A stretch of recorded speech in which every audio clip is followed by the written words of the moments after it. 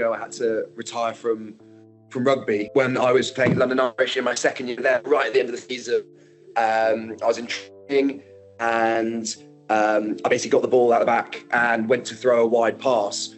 And I think my foot must have stayed, knee twisted, and I felt a big crunch in my knee. I had an MRI, I think, the next day.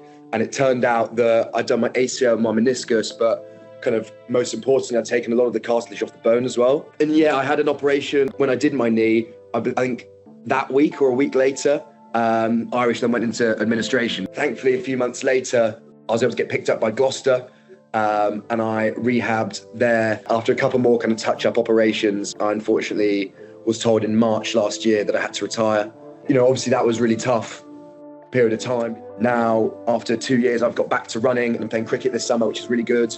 It's been really beneficial. I think mentally, just being able to get back doing some sort of A, competitive sport, and B, just general activity was absolutely brilliant. And then, yeah, I did an internship for 5 months before Christmas, and then now, 2.5 weeks ago, I've started at JLL, the real estate company. But my first impression of it, it's great that the rugby players have a union, essentially, and that, there's a fallback there, and there's support there, whether that's with education, whether that is injury, like it came with me, whether that was, the season where 3 clubs went into administration. I think the RPA played a pivotal role there in what was quite a unique period of time. Having that backing and support and, whether that's financial support, emotional support, whatever you want to call it as well, is incredibly important for professional rugby players. And I think, without that, during that period of time, whether that was with Worcester Wasps or Irish or, guys with career-ending injuries, I think having that support, as I've said, is incredibly beneficial. Rich was there throughout my time at Irish, and when I was playing and everything was going pretty well, I guess you don't think too much about the RPA. You kind of go when things are smooth sailing. But of course, Rich was in. We had talks going on. Rich was always there. And then when I was at Gloucester with Emily, she was great at talking to me. Obviously, she was aware that I had a long-term injury. So from that, she was always there for any support, etc. And then, I guess, getting the ball rolling in terms of insurance, based off my retirement. So she was great in terms of sorting that out. And then Natalie as well, following that up and heading that up. And actually in the last few days, that's kind of finished for me, which is great. Both Rich and Emily were brilliant. And I think, as I mentioned, just making sure that the players as a whole are aware that if needed, they're there. You don't have to be involved with the RPA every day when things are smooth sailing. But I think having that, knowing that, there's a mental health and wellbeing helpline, or, knowing there's someone there to talk to is incredibly important. Obviously, I was aware of Restart because they do the Restart weekend, don't they? They do in the Prem, and, the red T-shirts and all that sort of stuff. So I was aware of it. I knew what it was for. I was aware I was there. And then when I did my knee, obviously, you kind of just plan, I get the op, and then London Irish will sort out my physio, blah, blah, blah, and, Restart won't need to step in. But obviously, as soon as London Irish then folded, there was not only kind of the financial help there in general from the RPA for all the guys, and from Restart for all the guys that had gone into administration, but obviously then picking that up with my knee. Rich was great at sorting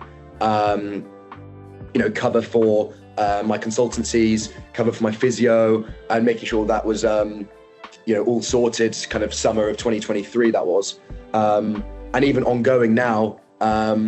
The RPA have been great in terms of sorting out my ongoing physio, literally in the last kind of 3 or 4 months as well. And my consultancies, again, getting another MRI done to try and get my knee checked, basically to see if I could get back to running and playing sport, etc., was massively important to me. And I think both from a physical and mental perspective, having that financial support was key, as otherwise I wouldn't have necessarily been able to financially have the sort of physio care that I did. Absolutely loving it. And actually, particularly going to my first game, I was quite nervous about how my knee would hold up.